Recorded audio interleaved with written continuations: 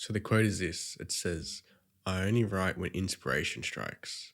But fortunately, inspiration strikes at 9 o'clock every morning." And this quote emphasizes the importance of having a routine.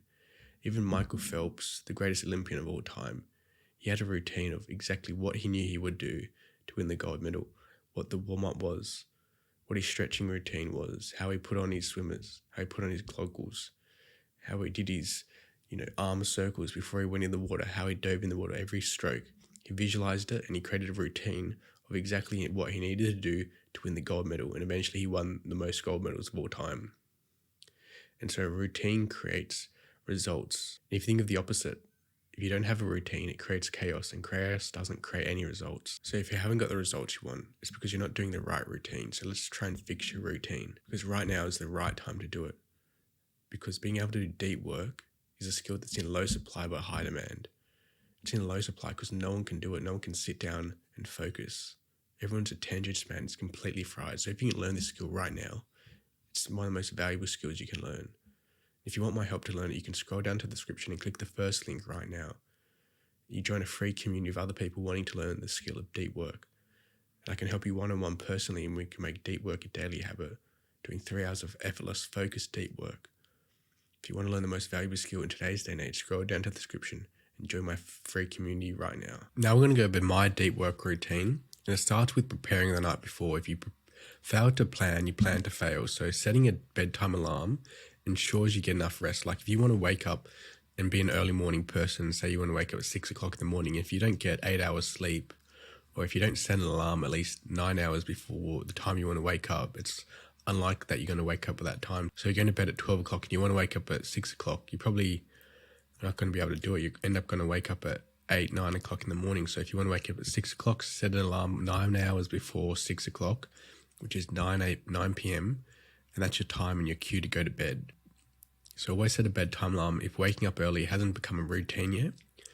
And prepare the night before. Plan your tasks for the next day, listing the most important ones. Get out a calendar, a Google Calendar, whatever you use, and plan out the day the night before. So you know when you wake up, you know exactly what you need to do and when you're going to do it. And if you don't get everything done, at least you plan it out and you know what your intentions are for the next day. Rather than just waking up and thinking, oh, what do I do today? Try and figure it out already in advance, knowing exactly what you're going to do. This is called the pilot and the plane mode. The pilot is the one that sets the destination, and the plane takes the pilot to the destination. So you will be in the pilot mode the night before, where you're planning out the day ahead, and then you've got to be in the plane mode during the next day, where you're just executing on what the pilot set out and doing all the tasks you know you need to be doing that day. So prepare the night before. That's what I do, by just planning out what I am going to do the next morning. And then in my morning routine, this is before I start my deep work, I'll do exercise. So this is the 3% rule. This is what I created, and it's basically where you allocate 45 minutes of your day, or 3% of your day, doing healthy habits. So you're going to be getting exercise, meditating, journal, and reading. You're getting all these, positive self-improvement tasks done in the morning, just using 3% of your day. So it starts with doing 30 minutes of physical activity where I just do some exercise. I do high intensity exercise. I've been doing neck exercises or some lower back and core exercise as well nowadays. But trying to do 30 minutes of exercise every single day, and starting with that just primes your body, feel good, and you're ready to go. Then you do meditating. I spend 5 minutes meditating, which just develops my refocus skill. So when we're getting into deep work, often I would get, negative thoughts of this thing I've got to do, this task that I haven't done yet, this thing that happened yesterday. I'll be thinking about these things. And when you're doing deep work, you're going to be focusing on the one thing that you're doing at hand. But if you're having these negative thoughts on the side, they're going to distract you. So what meditating does, it trains your ability to refocus. So when you think about it, when you're doing meditating and you're thinking of your breath, and all of a sudden these thoughts will come up and you get distracted. Well, it's not about whether you're able to concentrate on your breath forever, but it's about refocusing from those thoughts and bringing them back to your breath. So you're developing your refocusing skill.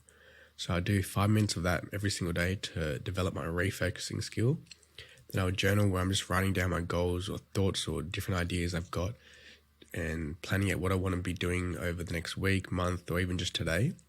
Then I'll just dedicate 5 minutes to reading something educational or self-improvement related. So just doing this routine just allows me to fit in these healthy habits It allows me to get ready and prepared for the day.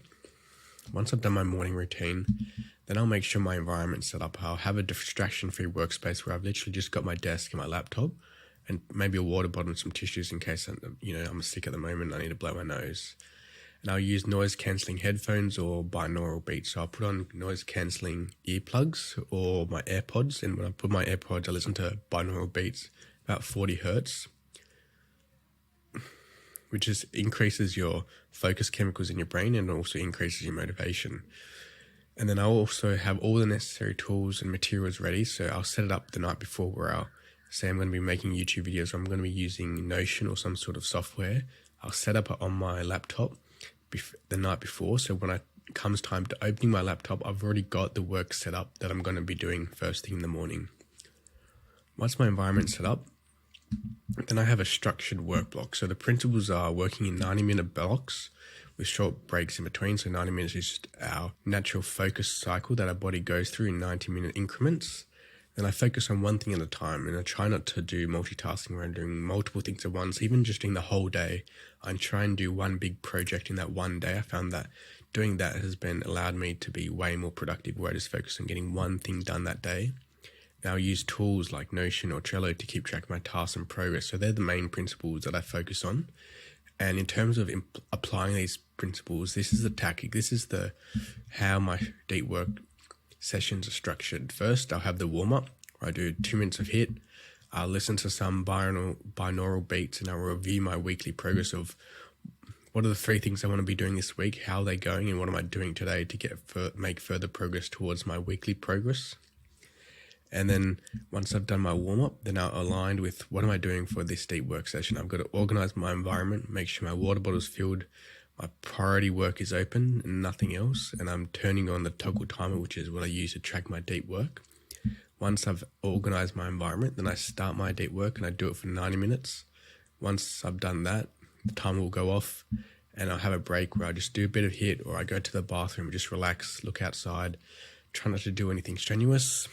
And then once I've done that, I'll come back and I'll do another 90-minute bout of deep work.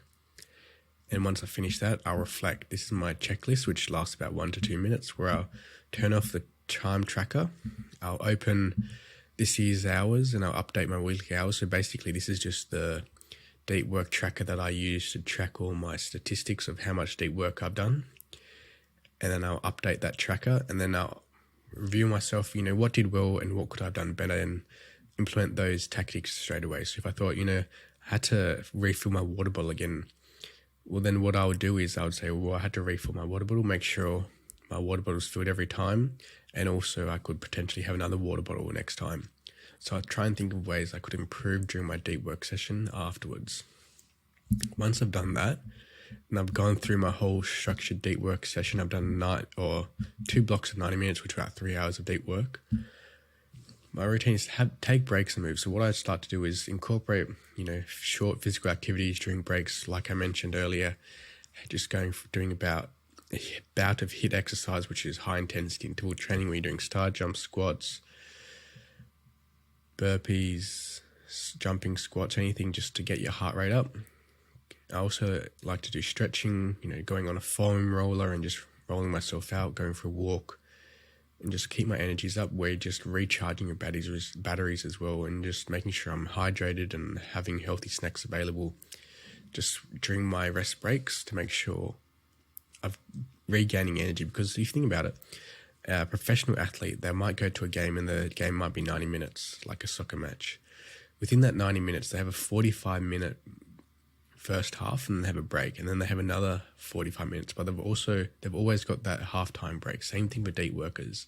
The reason I have that short break between my 90-minute bouts is to allow me to get more energy back, recharge and reset, so I'm ready to go for the next 90 minutes.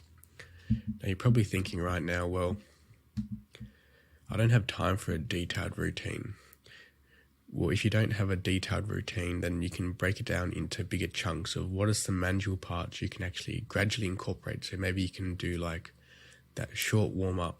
You can do that before every deep work routine, or you could potentially do that final reflection thing during your deep work routine, where you reflect on what went well and how can you improve next time.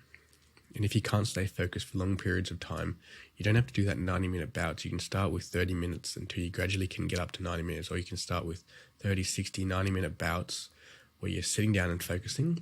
You don't necessarily need to be doing 3 hours straight away. So it's this principle called progressive overload, where you start with a small amount of a task and then you gradually increase and increase and increase as you get used to it and you become better at it. It's like what all these bodybuilders do. They start with a smaller weight, like a 5 kilos, and gradually increase it over months and years until eventually you can lift hundreds of kilos. So your action plan for this video is to prepare the night before, plan your task, and have a bedtime routine where you're getting your calendar out and you're writing exactly what you're going to do the next day. Then follow the 3% rule. This is the morning routine you can follow where you're doing some exercise, meditating, journal, and reading. So what you're doing is you're moving your body, you're filling your mind, you're using your mind, and you're emptying your mind. So your body and your mind are completely prepared for the deep work session. Set up a distraction-free environment. You want to increase your baseline level of focus.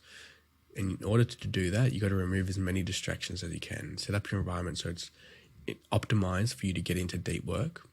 And then when you do your deep work sessions, what I do is I work in 90-minute blocks where I do my warm-up, then I have my alignment where I'm getting ready for the session, then I do my bout of 90 minutes of deep work, have my halftime break, last 90-minute bout of deep work, and then I reflect on what I did well and what could have improved next time. Make sure you're taking regular breaks and incorporate some sort of physical activity into your day, because if you're just sitting down all day, you're going to become stagnant. It's like a stagnant pond. It's just disgusting. Nothing grows there. You want to be like that river that's flowing. You're constantly moving and you've got lots of energy. So if you found this video valuable, you want help with implementing this into your daily life, I've got a free community which you can join, which is in the first link in the description, where it's a community of people that are implementing deep work into life to make it a daily habit. So if you want to join that community, scroll down to the description and click the first link right now.